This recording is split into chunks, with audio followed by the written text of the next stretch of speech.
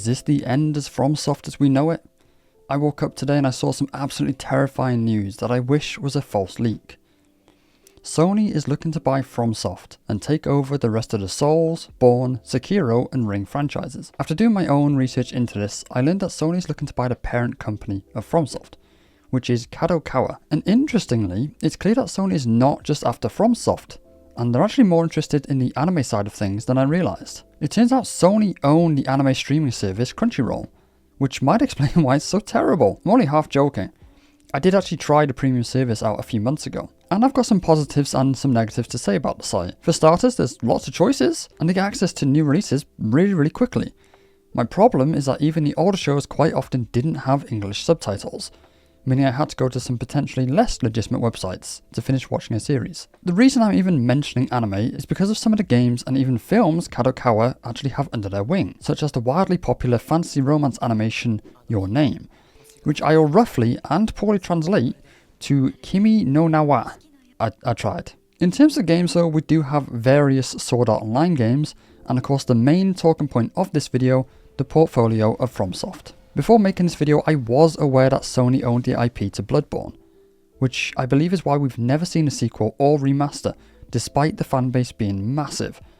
I myself am a big fan of Bloodborne, hence the disc plate behind me. That one. However, what I wasn't aware is Sony also owned the IP to Demon Souls. I played Demon Souls back on the PS3 when I was a kid, and I had mixed feelings towards the game, because it was my first experience with a game like this, now known as Souls-likes. The game kicked my butt harder than anything I have ever played, but going back to it now as an adult with thousands of hours sunk into the world of FromSoft games, I actually find it easier than some of the newer titles. But something I've always wondered is why did FromSoft not make Demon Souls 2, 3 and 4, but instead move over to a new franchise called Dark Souls? My guess is because of Sony. The two IPs that Sony actually already have their claws on are exclusive to PlayStation, with even the remaster of Demon Souls following the same trend.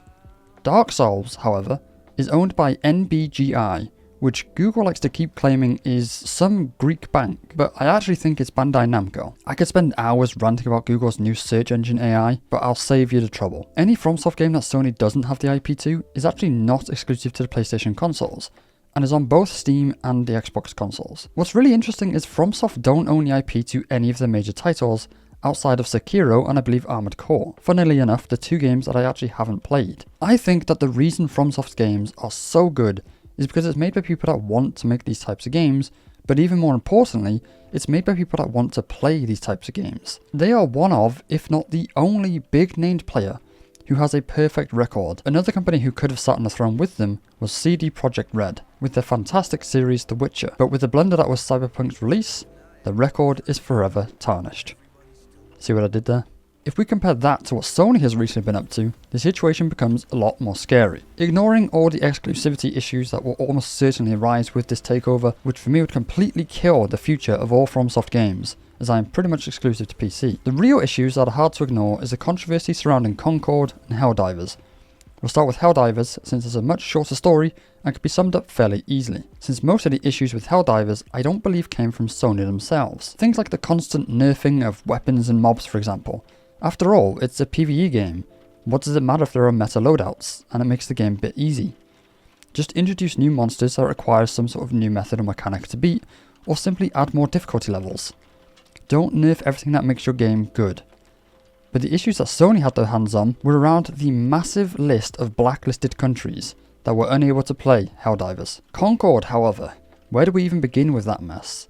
The first issue was not releasing the game free to play, and even now they could have potentially saved the game slightly by releasing it for free. I'm not saying you can't put price tags on games like this, but when there are competitors out there, such as Overwatch, who don't come with a price tag, if you have a $40 entry fee, it's not going to go well. Gameplay looked okay, but a bit basic, with movement of most characters looking very slow and clunky. Our style is always a preference thing. For me, it was again, okay. Everything looked a little bit washed out and a little bit low res.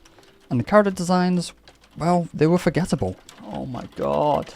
And now it's just started hailing. So let's try finish this up, shall we? But for me, the cherry on top was the terrible UI design. Functionally, it's fine. It does what it needs to do. But visually, it looks like something that predates the original Halo.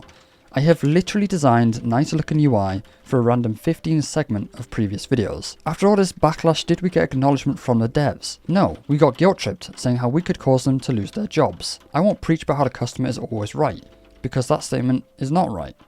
Gamers know games, but unfortunately we don't all know how to make a game. Take a look at Spectre Divide, a shooter game that one of the best shooters I can think of had direct involvement in making, and in my opinion, it's not a good game. But I'm going to end it there. Keep it short and simple because the deal has not been finalised. But I do think it will go through. Maybe FromSoft can ask a new parent company to specifically buy them out. Or at least give them a clause that allows them to make what they want, when they want, and for what console they want. I would love to hear your thoughts down below. And as always, thank you very much for watching. Thank you for listening. And I'll see you all again very, very soon. Bye bye.